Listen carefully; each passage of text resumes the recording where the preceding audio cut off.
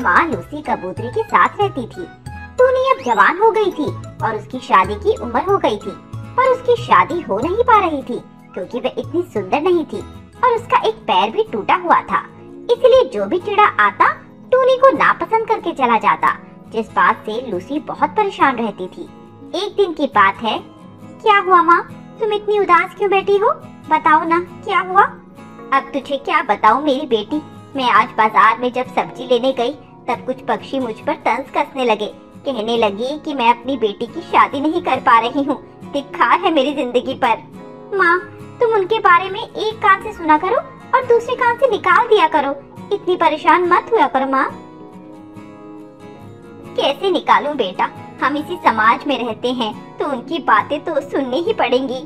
तो फिर होते रहो परेशान, पता नहीं कब वो दिन आएगा जब मेरी शादी होगी और मुझे इन सब चीजों से छुटकारा मिलेगा। तभी लूसी की दोस्त गौरी का फोन आता है। लूसी फोन पिक करती है। हेलो, अरे लूसी, मैं तेरे जंगल आ गई हूँ, तू मुझे बता कि तेरा घर कहाँ है, मैं ढूंढ ढूंढ कर परेशान हो गई हूँ। गौरी देख, तू ज्यादा परेशान मत हो और ये बता तू कहाँ है।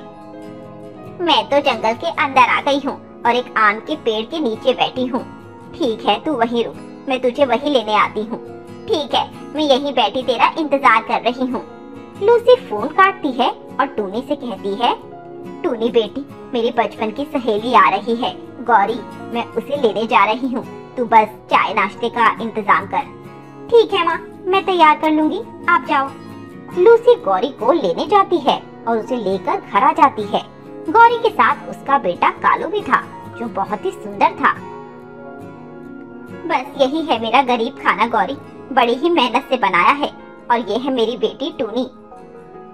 अरे तुम कैसी बातें कर रही हो, मैं जानती हूँ तुमने कितनी मेहनत करके ये घर बनाया होगा। भाई साहब के जाने के बाद तुम अकेली ही थी जिसने सब कुछ संभाला। आंटी ये लीजिए, पानी पी लीजिए, वैसे आप थक गई होंगी।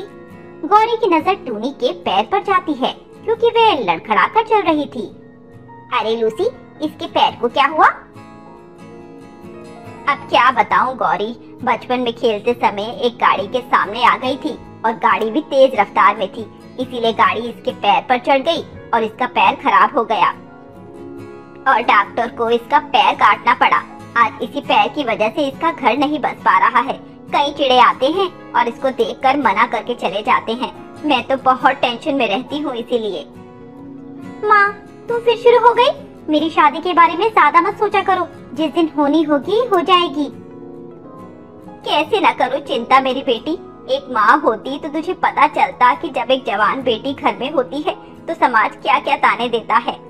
गौरी उनकी बातें सुन रही थी। उसे लूसी की हालत पर तरस आ जाता है और वह तुरंत लूसी से कहती है, देख गौरी, ये समस्या का समाधान मैं कर सकती हूँ। यह देख मेरा बेटा कालू, मैं इसके लिए एक चिड़िया देखने आज ही आई थी, पर वो चिड़िया मुझे पसंद नहीं आई। मुझे टूनी काफी अच्छी लगी, इसलिए अगर तुझे कोई एतराज ना हो तो हम दोनों इस दोस्ती को रिश्तेदारी में बदल सकते हैं, क्योंकि टूनी वही चिड़िया है जिसे मैं कब से ढूंढ रही थी। यह सुनकर लूसी तो बहुत खुश हो जाती है। क्या सच में गौरी, कहीं तू मजाक तो नहीं कर रही? अरे नहीं, मैं भला इतने संजीदा मुद्दे पे मजाक क्यों करूंगी, मैं सच कह रही हूँ। टूनी मुझे सच में बहुत पसंद आई है और इसीलिए मैं उसे अपने घर की बहू बनाना चाहती हूँ। अब बस तू बता, ये रिश्ता तुझे मंजूर है या नहीं? अरे गौरी, ये भी भला कोई पूछने की बात है? तुझसे अच्छी समधन तो मुझे दिया जलाकर ढूंढने पर भी नहीं मिलेगी। अच्छा, तो अब जब रिश्ता पक्का हो गया है तो एक हफ्ते बाद हम बारात लेकर आएंगे और अपनी बहू को अपने साथ ले जाएंगे। ठीक है, तो हफ्ते बाद मिलते हैं मेरी होने वाली समधन जी। गौरी अब अपने घर चली जाती है और लूसी बहुत खुश होती है। अरे बेटी, अब तो खुश हो जा, तेरा रिश्ता तय हो गया है, जल्दी ही तेरी शादी हो जाएगी, मैं तो चिंता मुक्त हो जाऊंगी। माँ, तुम खुश हो तो मैं भी खुश हूँ। ऐसे ही शादी की तैयारियों में एक हफ्ता गुजर जाता है और वो दिन आ जाता है जिस दिन टूनी की शादी होने वाली थी। घर में रिश्तेदार भी आए हुए थे। तभी टूनी लूसी से पार्लर जाने के लिए कहती है। माँ, मैं पार्लर में तैयार होने जा रही हूँ। ठीक है मेरी बेटी, पर तू किसी को अपने साथ ले जा। किसे अपने साथ लेकर जाऊँ माँ, यहाँ सही तो अपने कामों में लगे हुए हैं। हाँ, ये तो तू ठीक कह रही है, चल फिर तू अकेली ही चली जा। टूनी अकेले ही पार्लर चली जाती है और रास्ते में उसे जाते हुए एक पक्षी लहूलुहान हालत में दिखाई देता है, जिसके शरीर से बहुत खून बह रहा था और वह मदद के लिए चिल्ला रहा था। मदद करो, कोई तो मेरी मदद करो, मेरा बहुत खून बह रहा है, मैं मर जाऊंगी, मेरी मदद करो। टूनी उसकी पुकार सुनकर उसके पास जाती है और उसकी मदद करती है। वह उसके पेट पर अपनी चुन्नी लपेट देती है और उसका खून रुक जाता है। आपका तो बहुत खून बह चुका है, चलिए आप मेरे साथ डॉक्टर जी के पास चलिए, वो आपकी मरहम पट्टी कर देंगे और आपको दवाई भी दे देंगे। नहीं बेटी, मैं कहीं नहीं जा सकती, मुझ में जरा भी हिम्मत नहीं है, मुझसे उठा भी नहीं जाएगा। ऐसा कर, तू डॉक्टर तो यही ले आ। ठीक है, मैं अभी लेकर आती हूँ। टूनी वहाँ सोनू के पास जाती है और उसे लेकर जंगल में आती है। डॉक्टर साहब, आप इन्हें देखिए, इनके शरीर से बहुत खून बह चुका है। डॉक्टर उस तोती को देखते हैं और इसकी अच्छे से मरहम पट्टी कर देते हैं। मैंने इनकी मरहम पट्टी तो कर दी है, अब ये जल्दी ही ठीक हो जाएंगे, तुम चिंता मत करो, बस इनका ख्याल रखना और इन्हें आराम करने देना। ठीक है डॉक्टर साहब, आपका बहुत बहुत शुक्रिया। टूनी को पास ही एक पेड़ पर खाली घोंसला दिखाई देता है, जिस पर उस तोती को वह ले जाती है और बिठा देती है। आप इस घोंसले में बैठ जाइए और थोड़ा आराम कर लीजिए, तब तक मैं आपके लिए कुछ खाने के लिए लेकर आती हूँ। बेटी, तेरा लाख लाख शुक्रिया, तूने मेरी मदद की, नहीं तो मैं तड़प तड़प कर मर जाती। वैसे आपको हुआ क्या था? बेटी, मैं अपनी बहन के घर जा रही थी कि तभी रास्ते में बैठे कुछ आवारा चोर पक्षियों ने मुझ पर हमला कर दिया और मेरा सारा कीमती सामान मुझसे छीन लिया। और जब मैंने उनके सब चोरी चकारी और गलत तरीकों से पैसे कमा रहे हैं। हाँ बेटी, चल तू अपने घर चली जा, तेरे माँ बाप तेरी राह देख रहे होंगे। मैं थोड़ी ठीक हो जाऊंगी तो यहाँ से चली जाऊंगी। फिर तोती टूनी को वहाँ से जाने को कहती है, पर टूनी का मन उसे छोड़कर जाने को नहीं होता, क्योंकि उस तोती की हालत बहुत नाजुक थी। उसकी यही हालत देखकर टूनी ये फैसला लेती है कि जब तक उसकी तबीयत ठीक नहीं हो जाएगी, वह वहाँ से कहीं नहीं जाएगी। आज तो मेरी शादी का दिन है, अगर मैं यहाँ से चली गई तो इनका क्या होगा? डॉक्टर ने मुझे इनका ख्याल रखने को कहा है। अगर मैं यहाँ से चली गई तो कहीं इन्हें कुछ हो ना जाए। नहीं नहीं, मैं यहाँ से कहीं नहीं जाऊंगी, मेरी शादी तो फिर हो जाएगी, पर अगर इन्हें कुछ हो गया तो मैं खुद को कभी माफ नहीं कर पाऊंगी। और वहीं दूसरी तरफ टूनी के घर पर बारात आ जाती है और सभी रिश्तेदार टूनी का इंतजार कर रहे होते हैं। अरे लूसी, तुम्हारी टूनी बेटी कहाँ रह गई? कब की गई हुई है, अब तक वापस क्यों नहीं आई? हाँ लूसी, ऐसे कौन से पार्लर में गई है जहाँ इतना समय लगता है? ये तो खुद समझ नहीं आ रहा कि पता नहीं ये टूनी कहाँ रह गई, वो कभी ऐसा करती तो नहीं। अरे लूसी बहन, हमें बताओ कौन से पार्लर गई है, हम उसे लेकर आते हैं। वो पिंकी ब्यूटी पार्लर में गई है, आप जल्दी जाइए उसे लेकर आइए, यहाँ बारात खड़ी है। वह मोनू कबूतर जल्दी से पिंकी ब्यूटी पार्लर जाता है और वहाँ जाकर वहाँ की मालकिन से टूनी के बारे में पूछता है। अरे यहाँ पर कोई चिड़िया शादी के लिए तैयार होने आई थी क्या?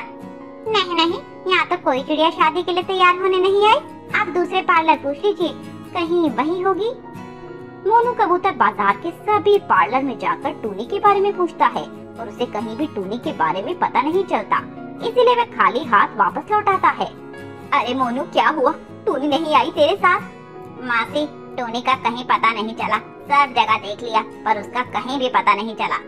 अब वहाँ सभी पक्षी इस बारे में तरह तरह की बातें करने लगते हैं। अरे लूसी, कहीं तेरी बेटी किसी के साथ भाग तो नहीं गई? और क्या पता हमें यहाँ छोड़कर वह कहीं अपना मुंह काला कर रही हो। चुप करो, कैसी बातें कर रहे हो तुम? मेरी बेटी ऐसा कर ही नहीं सकती, वे अपनी माँ को धोखा नहीं दे सकती। अरे लूसी, तू बहुत भोली है, तू नहीं जानती कि आजकल के बच्चे कितने चालू हैं। वे घर में कुछ और बाहर कुछ होते हैं और जब मौका मिलता है तो अपने असली रंग दिखाते हैं। तू मेरी बात मान या ना मान, पर तेरी बेटी किसी के साथ भाग गई है और तेरी नाक कटवा दी उसने।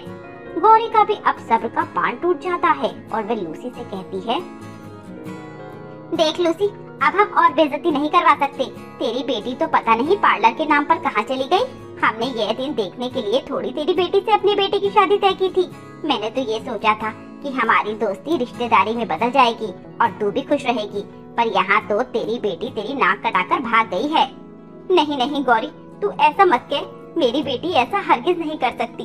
वह किसी चिड़े के साथ भाग नहीं सकती, मैंने उसको ऐसे संस्कार नहीं दिए। देखिए, अब मैं यहाँ और नहीं रह सकता। जिसको मेरी इज्जत की चिंता नहीं, मैं उसकी इज्जत क्यों करूँ। माँ चलो, हमें नहीं करनी ऐसे घर में शादी। नहीं नहीं बेटे, ऐसा मत कहो। टूनी आती ही होगी, क्या पता किसी मुसीबत में फंस गई हो। हमारे पास 1 मिनट भी नहीं है यहाँ खड़ा होने के लिए। चलो माँ। कालू बारात के साथ लौट जाता है और सभी रिश्तेदार भी अपने अपने घर लौट जाते हैं और टूनी की होने वाली शादी बीच मंडप में टूट जाती है। लूसी अब बहुत उदास खड़ी थी। ये टूनी पता नहीं कहाँ चली गई। आज इसकी वजह से मेरी बहुत बेइज्जती हुई है। ऐसे ही 4 दिन बीत जाते हैं। अब उस तोती की तबीयत ठीक हो जाती है और उसके जख्म भी भर जाते हैं। बेटी, 4 दिन हो गए, तेरे माँ बाप तेरी चिंता कर रहे होंगे। जा अपने घर चली जा। चलिए, मैं आपको पहले आपके घर छुड़ाती हूँ, उसके बाद मैं अपने घर चली जाऊंगी। टूनी उस तोती को लेकर उसकी बहन के घर आती है, पर उस तोती की बहन गौरी होती है। अरे दीदी, आप कहाँ रह गई थी? और ये टूनी चिड़िया आपके साथ क्या कर रही है? गौरी, इसी चिड़िया ने मेरी जान बचाई है। मैं जब उस दिन तेरे घर आ रही थी तो रास्ते में कुछ लुटेरों ने मुझे लूट लिया और मुझे चाकू मार दिया। तब इस चिड़िया ने मेरी मदद की और पूरे 4 दिन मेरी सेवा की। ये सुनकर कालू और गौरी खुद पर बहुत शर्मिंदा होते हैं और वे टूनी से माफी मांगते हैं। टोनी, मुझे माफ कर दो। शादी के दिन जब तुम नहीं आई तो हमने सोचा कि तुम किसी के साथ भाग गई और इसीलिए हमने लूसी आंटी को बहुत कुछ सुनाया और रिश्ता तोड़ दिया।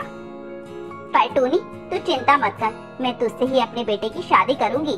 तू अब अपने घर चली जा। लूसी भी परेशान होगी और कल हम तेरे घर बारात लेकर आएंगे। टोनी अब अपने घर चली जाती है और लूसी उसको देखकर बहुत खुश होती है। अब अगले दिन बड़े ही धूमधाम से टोनी और कालू की शादी हो जाती है और उसके बाद टोनी खुशी खुशी अपने ससुराल चली जाती है। बड़ी बहन की शादी। एक समय की बात है, सुंदरबन नाम के जंगल में 3 भाई बहन रहा करते थे। उनके तीनों के माँ बाप 5 साल पहले एक कार एक्सीडेंट से मर गए थे। उसके बाद ही वे तीनों ही एक दूसरे का सहारा बनकर अपनी जिंदगी काट रहे थे। उनमें बड़ी बहन का नाम टूनी था और उसके बाद कालू। कालू से छोटी बहन थी लाडू। यूँ तो टूनी उन दोनों से बड़ी थी, पर कालू उन दोनों की देखभाल करता था, एक बड़े भाई की तरह। टूनी घर का सारा काम देखती थी और कालू पक्षियों के खेतों पर काम करता था। कालू को टूनी की शादी की खुशी थी, इसीलिए वह अपनी बहन की शादी के लिए मेहनत करता था। गांव के पक्षी उन्हें देखकर उनका मजाक बनाते और कालू को ये बिल्कुल भी पसंद नहीं था। एक दिन दूसरे गांव के कुछ पक्षी टूनी को देखने के लिए आते हैं। देखिए, हमें टूनी बहुत पसंद है। ये बड़ी खुशी की बात है कि आपको मेरी दीदी पसंद आई। चलो, ये सब तो ठीक है, अब कुछ लेन देन की बात कर लेते हैं। देखो, इकलौता लड़का है हमारा, दिल्ली से पढ़ाई लिखाई की है इसने। ना करते हुए भी 10 लाख खर्च हो गए इसके ऊपर। अब ये पढ़ाई तो इसी की बीवी के काम आएगी ना, हमें क्या मिलेगा? तो आप क्या चाहते हैं? कुछ नहीं, बस 10 लाख रुपए और एक 4 पहियों की गाड़ी, बस इतनी सी मांग है हमारी। कालू और टूनी ये बात सुनकर उदास हो जाते हैं। 10 लाख तो उनके पास सपने में भी नहीं आ पाते। वे लोग 10 लाख रुपए मांग रहे हैं, पर कालू अपनी बहन से बहुत प्यार करता है, इसीलिए वे उनसे कहता है, ठीक है जी, मैं इन सब का इंतजाम कर लूँगा, आप शादी की तारीख निकलवाइए। तभी टूनी बीच में टोकते हुए कहती है, नहीं कालू, मैं ये शादी नहीं करूँगी। 10 लाख रुपए तुम लाओगे कहाँ से? नहीं, मैं तुम्हें ये गलत कदम उठाने नहीं दूंगी। और आप अभी भी यहाँ बैठे हुए हैं? चलिए भागिए यहाँ से, मुझे नहीं बनना आपके घर की बहू। टूनी उनकी बेइज्जती करके उन्हें घर से निकाल देती है। दे, ये क्या किया आपने? कालू, देखा नहीं वो कैसे मुंह फैला रहे थे? अरे 10 लाख कुछ होते हैं कि नहीं? दे, आपको ये सब सोचने की क्या जरूरत थी, मैं देख लेता ना। तू तो देख लेता, पर मैं ये कैसे देख लेती? मैं 5 साल से देख रही हूँ कि तू हमारे लिए कितनी मेहनत करता है।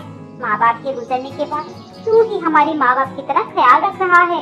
अरे मेरे बाद तुम दोनों भी तो हो। अगर तू ये सब मेरे लिए कर देगा तो लाडो के लिए क्या होगा? अरे दीदी, वो मेरी चिंता है, आप क्या परेशान होती हो? ऐसा कहकर कालू वहाँ से चला जाता है। ऐसे ही 1 सप्ताह गुजर जाता है। 1 हफ्ते बाद फिर एक लड़के वाले टूनी के घर आते हैं।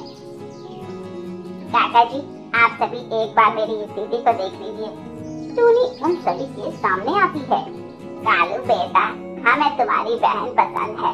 हम हमारे बेटे का रिश्ता तुम्हारी बेटी से ही करेंगे, पर कुछ देना होगा साथ में।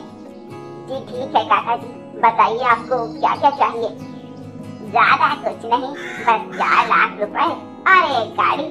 तुम तो जानते हो इस समय गरीब से गरीब भी अपनी बेटियों को कुछ न कुछ देता है। वैसे भी हम यह हमारे लिए थोड़ी मांग रहे हैं, गाड़ी में तो तुम्हारी बहन ही घूमेगी। जी ठीक है काका, मुझे कोई एतराज नहीं। मैं शादी के समय आपको 4 लाख रुपए और गाड़ी दे दूंगा। ठीक है, तो हमारी तरफ से रिश्ता पक्का। अच्छी सी तारीख निकाल कर इन दोनों की शादी कर देंगे। ठीक है, अब हम चलते हैं। लड़के वाले अपने घर चले जाते हैं। टूनी यह देखकर फिर से एक बार गुस्सा हो जाती है। कालू, ये तूने क्या किया? तू कहाँ से इतने पैसे लाएगा? चिंता मत करो, मैं हूँ ना, मैं सब इंतजाम कर लूँगा। और क्या, हमारे होते हुए आपको चिंता करने की कोई जरूरत नहीं है। अच्छा, तो अब तू भी बोलेगी? वैसे तो कहाँ से लाएगी पैसे? ये देखो मेरी गुल्लक, इसमें बहुत सारे पैसे हैं। मैं बचपन से ये गुल्लक भरती आ रही हूँ आपकी शादी के लिए। अच्छा जी, तो इतनी बड़ी कब हो गई? अब तीनों भाई बहन एक दूसरे के गले लग जाते हैं। दीदी आप बिल्कुल भी तनाव मत लो, आपकी शादी में मैं कोई कमी नहीं रहने दूंगा। आपका ये छोटा भाई आपकी सबसे अच्छी शादी करवाएगा, ऐसी शादी जैसी अभी तक जंगल में किसी की नहीं हुई होगी। अगले दिन कालू अपने जमींदार सोनू कबूतर के पास पैसे मांगने जाता है। साहब, मुझे कुछ पैसे दे दीजिए, मैं धीरे धीरे काम करके आपको एक एक पाई चुका दूंगा। ठीक है कालू, मैं तुम्हें पैसे तो दे दूंगा, पर तू मुझे ये तो बता, तुझे पैसे चाहिए किस लिए? मुझे अपनी दीदी की शादी करवानी है साहब। लड़के वालों ने 4 लाख रुपए और एक गाड़ी मांगी है। आप तो जानते हैं मेरे पास कुछ नहीं है। मैं सब जानता हूँ कालू, कैसे माँ बाप के जाने के बाद तुमने घर की सारी जिम्मेदारी अपने कंधों पर ले ली, खुद ना पढ़कर अपनी बहनों को पढ़ाया और अब उनकी शादी भी। साहब, भले ही मैं छोटा हूँ, पर मैं अपनी जिम्मेदारी समझता हूँ। बाप के बाद घर का बेटा ही परिवार की जिम्मेदारी संभालता है, जो मैं हर हालत में निभाऊंगा, मरते दम तक। शाबाश कालू शाबाश, मुझे तुझसे यही उम्मीद थी। और पैसों की चिंता तू मत कर, 2 दिन बाद आकर 6 लाख रुपए ले जाना। शुक्रिया साहब, शुक्रिया। शुक्रिया की कोई जरूरत नहीं, तू भी तो मेरे बेटे जैसा है और मुझे तुझ पर बहुत गर्व है। कालू घर जाकर ये खुशखबरी अपनी बहनों को सुनाता है, पर टूनी अभी भी चिंता में थी। धीरे धीरे 2 दिन भी गुजर गए और कालू सोनू से पैसे ले आया। साहब पैसे? अरे कालू, मैंने पहले ही तुम्हारे लिए अलग से निकाल रखे हैं, ये देखो। शुक्रिया साहब, मैं आपको पैसे धीरे धीरे करके कटवाता रहूंगा। ठीक है साहब, अब मैं चलता हूँ। शादी का मुहूर्त 3 दिन बाद निकला है, घर जाकर तैयारी भी करनी है। हाँ हाँ, जाओ जाओ, जल्दी जाओ और तैयारी करो अच्छे से। साहब, शादी में जरूर आइएगा, आप ही हमारे बड़े हैं, हमारे बीच और कोई तो है नहीं। ठीक है। और सभी पक्षी भीड़ लगाए खड़े हैं। अरे इनको क्या हुआ? इनका तो बहुत खून निकल रहा है, इन्हें जल्दी से हॉस्पिटल लेकर चलो, नहीं तो ये मर जाएंगे। अरे नहीं, हम भला क्यों इस माजरे में पड़े? कहीं पुलिस ने हमें ही पकड़ लिया तो? और क्या, कहीं भलाई के चक्कर में जेल चले गए तो? ना बाबा ना, इन सब मामलों से जितना दूर रहो उतना अच्छा। जब कालू को वहाँ खड़े किसी पक्षी से मदद नहीं मिलती, तो वह अकेले ही रिक्शा करके उस पक्षी को हॉस्पिटल लेकर जाता है। हॉस्पिटल पहुंचकर डॉक्टर उसका इलाज शुरू कर देते हैं। देखिए, मरीज की हालत बहुत गंभीर है, आप चिंता मत कीजिए, आप सही समय पर उन्हें ले आए, हम उन्हें बचा लेंगे। बेस्ट से बेस्ट डॉक्टर लगे हुए हैं उनकी जान बचाने के लिए। बस आप 6 लाख रुपए काउंटर पर जमा कर दीजिए और ये दवाई ले आइए। डॉक्टर कालू की दवाई की पर्ची पकड़कर वहाँ से चला जाता है। अब कालू इस चिंता में डूब जाता है कि वे क्या करे। ऐसा नहीं है कि उसके पास पैसे नहीं हैं, उसके पास पैसे हैं, पर वो पैसे उसकी दीदी की शादी के लिए हैं। इसी कश्मकश में डूबकर कालू की अंतरात्मा उसे उस बूढ़े आदमी की मदद करने के लिए कहती है और अपनी अंतरात्मा की बात सुनकर वे सारे पैसे उस बूढ़े के इलाज में लगा देता है। डॉक्टर साहब, मैंने सारे पैसे जमा कर दिए हैं, बस आप उनका अच्छे से इलाज करवाइए और उन्हें बचा लीजिए। डॉक्टर अपना इलाज जारी रखते हैं। उधर कालू कुछ समय के लिए घर चला जाता है और अपनी बहनों को पूरी बात बताता है। तूने सही किया कालू, मुझे तुझ पर नाज है, मेरी शादी से जरूरी किसी की जान बचाना है। पर भैया, दीदी की शादी? डर मत छोटी, वो भी हो जाएगा। अगले दिन कालू उस काका को देखने अस्पताल जाता है। अब वह पक्षी खतरे से बाहर था। आप कैसे हैं काका? ठीक हूँ बेटे, डॉक्टर ने बताया कि तुमने मेरी जान बचाई। बेटा, ये नई जिंदगी तुम्हारी ही एहसान है। ऐसा मत कहिए काका जी, यह सब तो भगवान की कृपा है। लीजिए, आप कुछ खा लीजिए, आप कल से भूखे हैं।